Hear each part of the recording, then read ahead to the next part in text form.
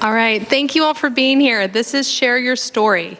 At the beginning of this conference, we kicked it off by talking about some of the patients that were crucial in sharing their stories that really influenced the therapeutic cannabis program becoming in effect in New Hampshire. And today we want to share some more recent stories. We have some wonderful people here today, a few people as well that submitted ones that either wish to remain anonymous or couldn't make it here today. But we're going to share stories of New Hampshire therapeutic cannabis patients and bring their experiences out of the darkness and into the light. To start off, I want to share my story. I was diagnosed with cancer in 2010 when I was 15 years old. So I dealt with a lot of different symptoms from this, and cannabis was not even brought into my life until I was 19 years old. At the time, I'd been using opioids for several years to deal with my severe pain. When I first found cannabis, I had a stigma against it. It was not something I necessarily wanted to try, but a friend of mine really encouraged me because my nausea and vomiting had gotten so bad from chemotherapy. My whole understanding about this plant shifted dramatically from that moment. It led me to focus my education on horticulture and therapeutic plants. And I can specifically recall 3 instances where it has saved my life. Once from getting me out of one of the darkest times in my life, it helped with my mental health. Twice from giving me an appetite and allowing me to eat when I was severely malnourished. And 3, from healing from a very traumatic surgery. So I have used cannabis. It has helped me in so many ways. And I'm so grateful to be in the role I'm in now because I've worked with so many patients. I can't even count how many patient stories I've heard and how many experiences that I have been able to see, not only from the success, but see from the beginning, from someone walking in that's never used cannabis to hearing how it's helped them over the years.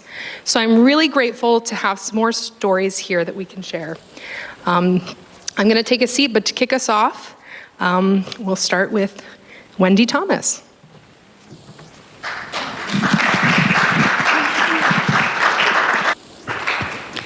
Hi, everyone, and thank you for this opportunity to speak.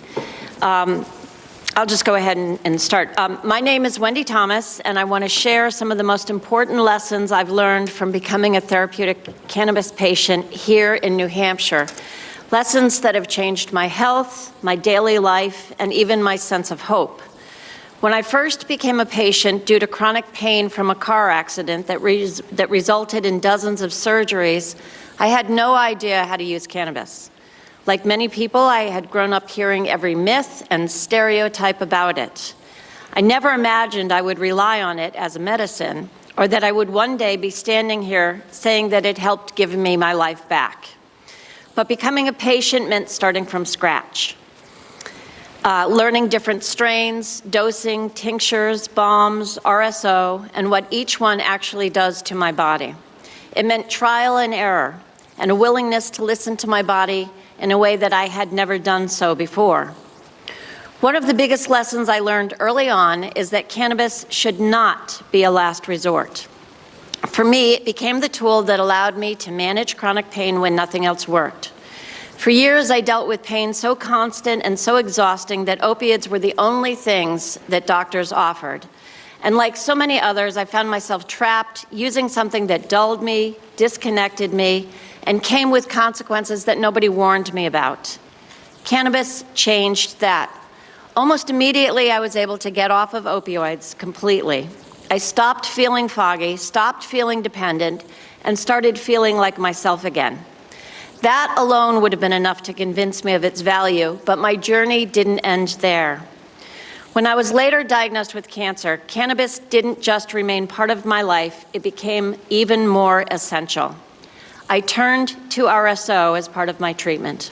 It eased the pain, it helped with the nausea, and it allowed me to sleep when my mind and body were overwhelmed. And in the moments when fear crept in and when everything felt uncertain, it gave me something I could rely on. It helped me heal not just physically, but emotionally. And here's another lesson.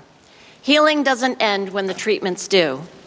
Even after all of these many years, I continue to use therapeutic cannabis every single day. It helps me to manage lingering pain, it helps me sleep, and it supports my overall well-being in a way I never expected when I first got that patient card. Through this entire journey, I've learned that cannabis is not about, quote, getting high. It's about getting better. It's about having an option, an alternative, when traditional medicine fails or harms more than it helps. It's about dignity, autonomy, and compassion. As a state rep, I've also learned that being a therapeutic cannabis patient in New Hampshire means becoming an advocate, whether you plan to or not. I have learned firsthand how stigma still affects patients. I see how limited access can be, how restrictive laws have made it harder for people to get safe, consistent medicine. And I realize that telling our stories might help someone else feel less afraid, less alone, or more empowered to take control of their own health. I advocate for our state's patients every chance I get, and I take that responsibility very seriously. I use my experience to help others. So what did becoming a therapeutic cannabis patient teach me? It taught me resilience. It taught me to listen to my body. It taught me the power of natural medicine. And it taught me that healing takes many forms. And sometimes the path to healing starts with just being open to something new. Today, I stand here healthy, present, and grateful. And cannabis has been a part of that step every way. Thank you.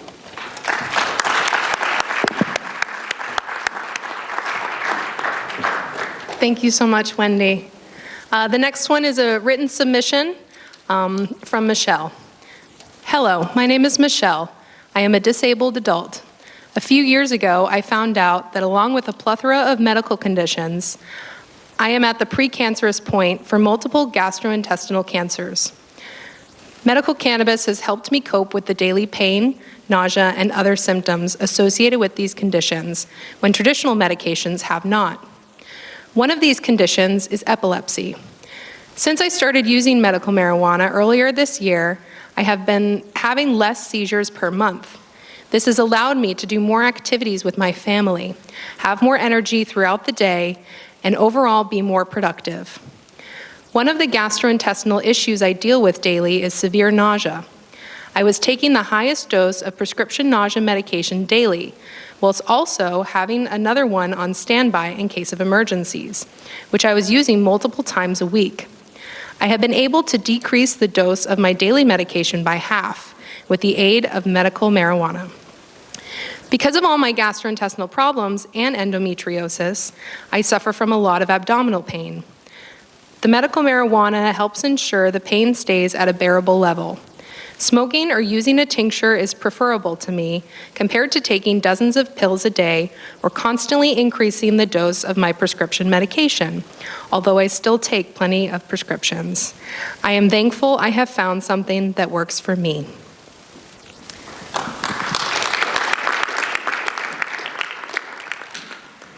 And next up, we have Nick Liadis.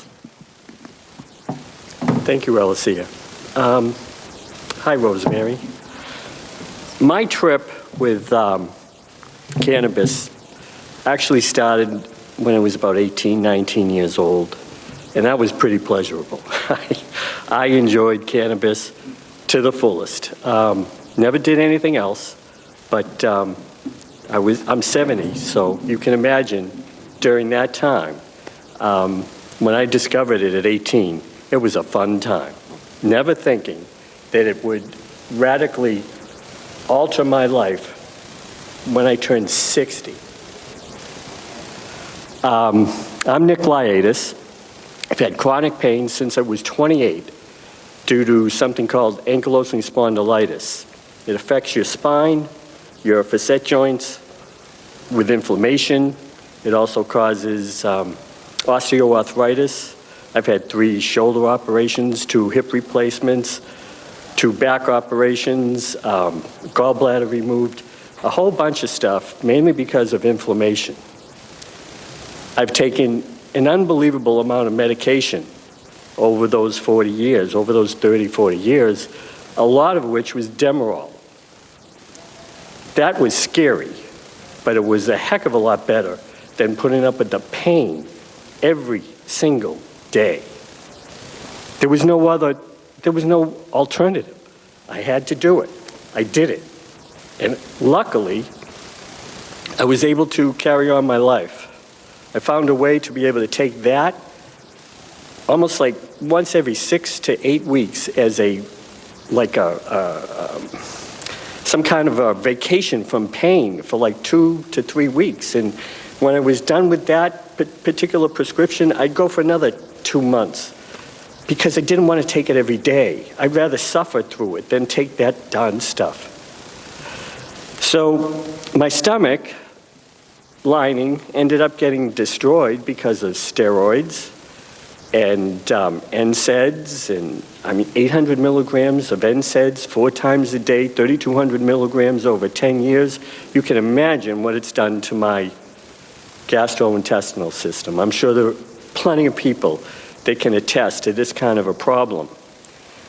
Then I learned when I was 60 that cannabis could probably help. I pretty much knew it could, but then it became legal, or at least not legal, but what we have here now in New Hampshire. And then it was approved. I got my first card with Rosemary. Nice to see you here. And while the medicinal benefits are undeniable, the cost to obtain medical-grade cannabis is a huge problem for me. Since research has been limited due to federal law, the data necessary for proper dosing the strength of dose and timing of dosing is not conclusive. We need more studying. We need more research. It has to happen, and we need to get this darn thing reclassified. The great people at GraniteLeaf are an invaluable asset to me. Kind and caring, concerned people who have taken the time to help people like me. It's time for cannabis to be covered as a prescribed treatment, covered by medical insurance. Currently, it costs me approximately $250 a month for medical cannabis. I take flower, I do edibles, I do tinctures, I do whatever I can to vary the dosing because I need to do it every single day. While I greatly prefer to shop at GraniteLeaf, it's necessary for me to travel to Maine to be able to afford the amount of medication that I need. I worry that at some point I won't have enough money for my medical cannabis unless and until it is approved by the feds. The eventual approval will allow the research to ramp up so cannabis can take its place along with approved medications that have been scientifically proven as efficacious and thereby covered by health insurance plans. I look forward to the day that cannabis is demystified and people can attend cafes, restaurants, serving cannabis-infused dishes and drinks. I look forward to the day I can find things like cannabis establishments serving food and non-alcoholic drinks infused with cannabis as easily as one can find a bar or diner. It's time to expect common sense from our state and demand legalization. How can anyone accept that alcohol is legal and cannabis isn't? I want to live my life freely in a New Hampshire that enacts common sense legislation of cannabis use. Don't lose my business to Maine anymore.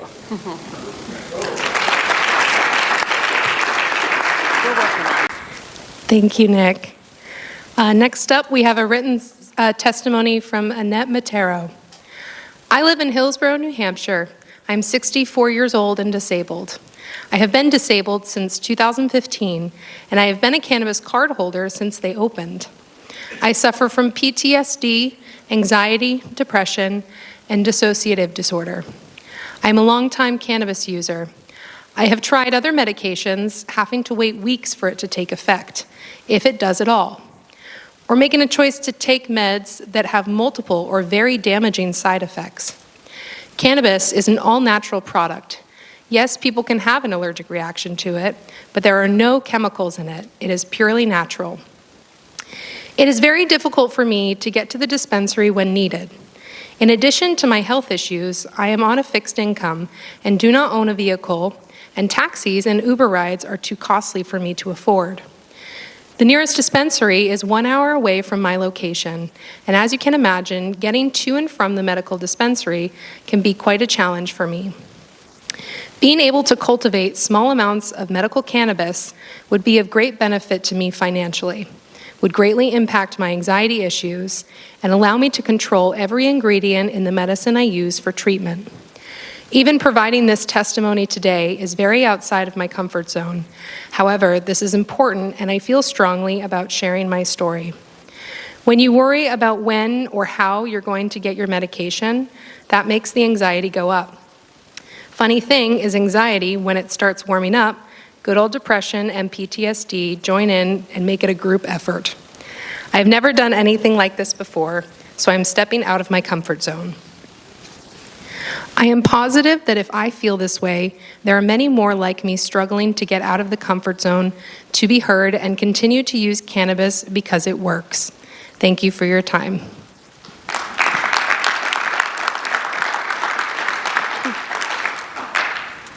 Next up, we have David Landry. Thank you. Good afternoon, everyone. My name is David Landry. I currently work at one of the alternative treatment centers here in New Hampshire, but today I'm speaking with you as a patient of the Therapeutic Cannabis Program. My story begins in 2001 when I suffered a spinal cord injury while on the job. Like many other people in that situation, I turned to doctors for help and tried every option available to manage the pain. After exhausting many treatments, I was eventually prescribed opiates. What started as a solution quickly became a struggle. For more than 15 years, I lived with opioid dependency, a reality that affected every part of my life.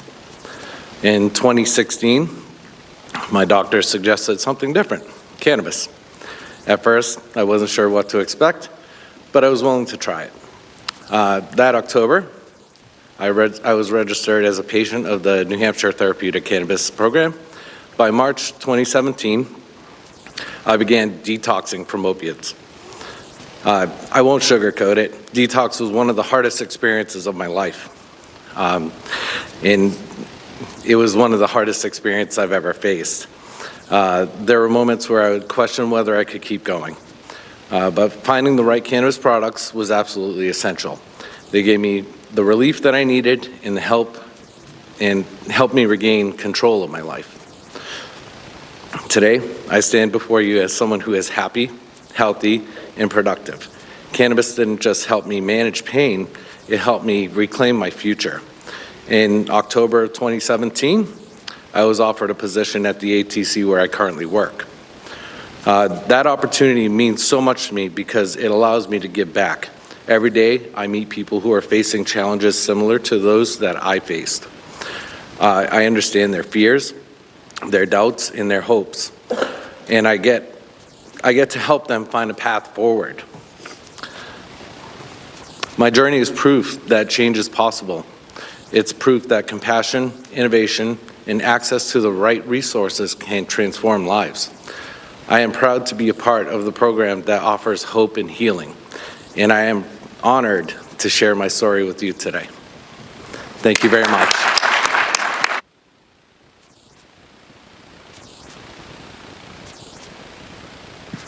Thank you very much, Dave. Next, we have a written submission. They choose to be anonymous. Good afternoon, conference goers. I'm an MS patient in my mid-40s. The Cliff Notes version of the disease is that my immune system attacks my nervous system. The resulting frayed wiring means any muscle can spasm or clamp or let go for seemingly no reason. This has resulted in a very unsteady balance and pain of at least a 3 out of 10 on the best of days. I've also been on a course of chemotherapy and have since had a great deal of difficulty keeping weight on. Therapeutic cannabis has helped me in a number of ways. While it doesn't make the pain go away, when I'm under its effects, I find that I don't care about the pain nearly as much. Having the promise of that to come home and to make going to do things in my community seem much more manageable. I'm able to spend a morning watching and playing with my toddler nephew, or an afternoon keeping score for the local school teams. Since regularly using therapeutic cannabis, I've put on 15 pounds. I like using edibles to help with my insomnia, and either flower or a vape for rapid short-term pain relief. I've used both GraniteLeaf and Sanctuary's dispensaries. Both have wonderfully friendly and knowledgeable staff. I would highly recommend therapeutic cannabis to anyone suffering from any one of my conditions. It has been a wonderful addition to my therapy regimen. Thank you.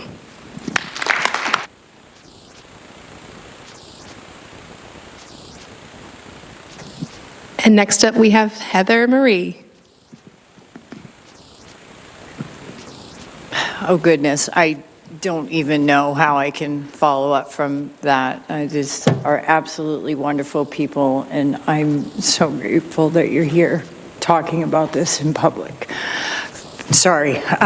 For so long, there's been so much stigma around cannabis, and finally seeing an event like this come to light and actually happen in the state of New Hampshire has been extremely wonderful for me. It's, something that I hope will continue to move forward. But anyway, on a different note.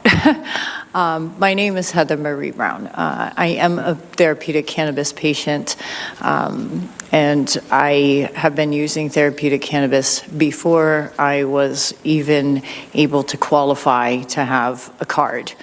I have a pretty extensive mental health history that goes all the way back into my childhood. I spent most of my teens in and out of psychiatric institutes, months at a time. I lost my life. Given my age, I grew up in a time where we were guinea pigged with mental health medications. So at times I was prescribed over 27 different pills a day in order to try and control my mental health. As you can imagine, this absolutely destroyed me. I had no life, I had no childhood, I had nothing. As I got older and I was able to start making some other decisions on my own, some of them good, some of them not so good, in a rebellious type of fashion. I might also add, I grew up in a law enforcement family. I decided that I was going to start taking more of my life into my hands and maybe not letting others dictate what was going to happen to my health. I started using cannabis, and I noticed that it was helping me. It was working for me. The problems I was having, the anxiety, the depression, everything that comes along with the PTSD from the trauma I had endured, everything was getting better. Convincing my family, especially my father, God rest his soul, former chief of police, that cannabis was the answer for me, obviously was extremely impossible. When I became an adult and able to fully control every aspect of my health care, I began trying to find doctors to help me. I stopped all psychiatric medication and, went from being told that I would never make it past the age of 18 to standing here at the age of 48 and being alive and happy and having my life back. I stopped all medication, which as a medical professional, I'm sure there's probably a few of you in here going, oof, probably shouldn't have done that. But I needed to do what I needed to do for myself. Then when therapeutic cannabis was actually legalized in the state, I was so excited until I realized that I still did not qualify for it. And again, I had to continue the fight. This time, I had taken the position that I was going to do more than just sit in the shadows and just do what I did behind closed doors. So I started attending meetings. I started attending the State House. I met a absolutely wonderful gentleman named Matt Simon, who actually encouraged me and gave me the strength and the ambition to want to do more for myself and also for others. I fought very hard. I advocated as hard as I could, and finally we were able to get bills introduced that and passed and signed that actually allowed me to get a therapeutic cannabis card.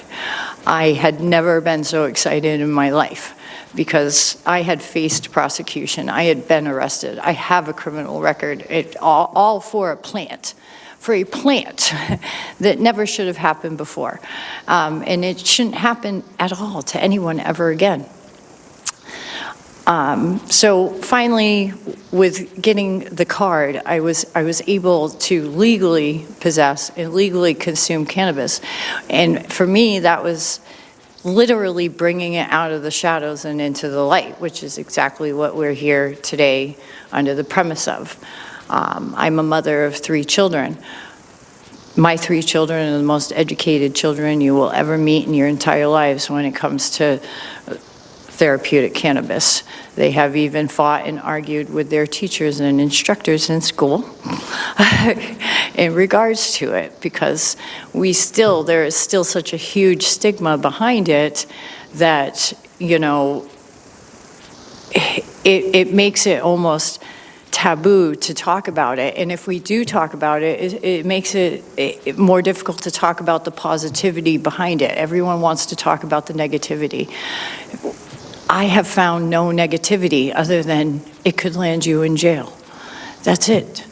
And for me, it has just been one positive thing after another after another. I should not have been able to walk up on this stage. I should not be able to sit here today. If I had continued forward with what the doctors were telling me they wanted me to do, I would have still an addiction to opioids. I would probably have some other substance abuse issues. I would more than likely be in a wheelchair because that's where I was heading. And I must tell you, I really do like walking. I think it's a great thing. You know, there's so many things that could have happened to me. And therapeutic cannabis, it saved my life. And it gave me my life back. And it gave me the ability to want to stand up and encourage others to take control. So not only do I encourage therapeutic cannabis for myself, but I also try to bring it onto others, and I do what I can to give back to the system and to the people that helped me get to where I am today. So through volunteering, through working with other events, through going to the State House, through whatever I can possibly do, and bringing stories and voices together and trying to speak on behalf of all of us, because we all have a similar story. We all have a similar experience, and we deserve respect, and we deserve not to have stigma. And we deserve for this to no longer be something that has to be taboo, that has to stay in the dark. So currently, I was selected to serve as the patient representative on the Therapeutic Cannabis Medical Oversight Board, a board that I was so proud to see created. And it is my responsibility to listen to these stories and to talk to these patients and to do my best to represent them at a level to where hopefully somebody is going to listen to us. And I can say from firsthand experience, I have seen that happen. If you have followed what has happened with medicinal cannabis over the last couple of years, I truly believe the only reason that has happened is because We have patients, we have people that are willing to bring their voices forward, that are willing to talk about this in the open. And we have seen a much more positive progression than what we have ever seen in the past. And I hope I hope that will continue, and I hope more and more people will have these tough discussions. You know, this isn't a time, like, nobody should feel bad for me. Nobody should feel bad for them. What should happen is that there should be pride, and there should be joy, and there should be hope that there is a future, that life can get better, and that a plant, something as simple as a plant, is what can do that for so many people.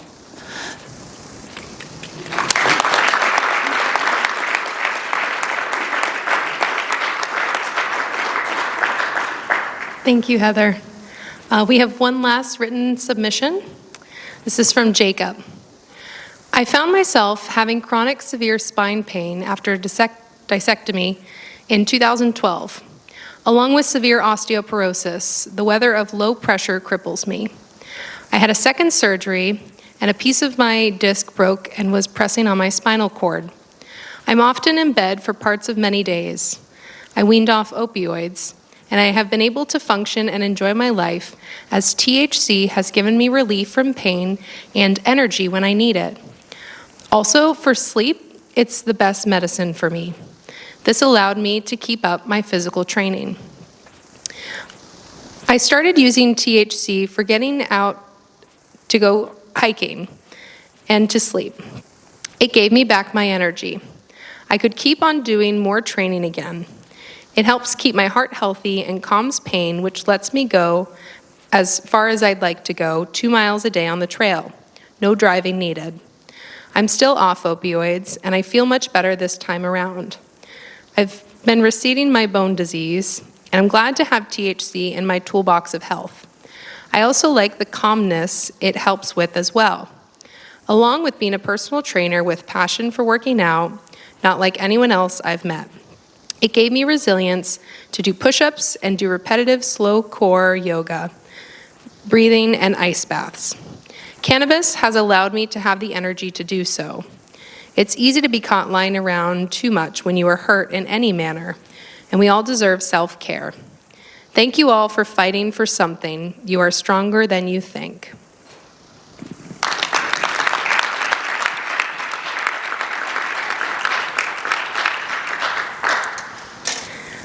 I was so excited to do this session because I think one of the most important things is seeing that there are so many different experiences and stories that people have with cannabis. I mean, we heard a lot of the positives, and there are those out there that have had negative experiences, and those are valid as well. I think the most important thing, though, is to have an open mind and an open heart when listening to these stories, and knowing that just because one person may have a negative experience, there are probably 10 other people that have had incredibly positive experiences. So we are wrapping up this session a little early, but I really encourage you, today is a really cool opportunity because we have, for the first time ever, a New Hampshire-based event where we have policymakers, we have medical providers, we have advocates, and we have patients on the program. This is a really great opportunity to talk to people about their experiences and their stories, whether they use cannabis themselves, have a family member or friend that uses it, or they're not associated with it but have been a part of policymaking. This is a great opportunity to connect with people and talk about these stories. Let's give a round of applause again for these wonderful people here that came to share.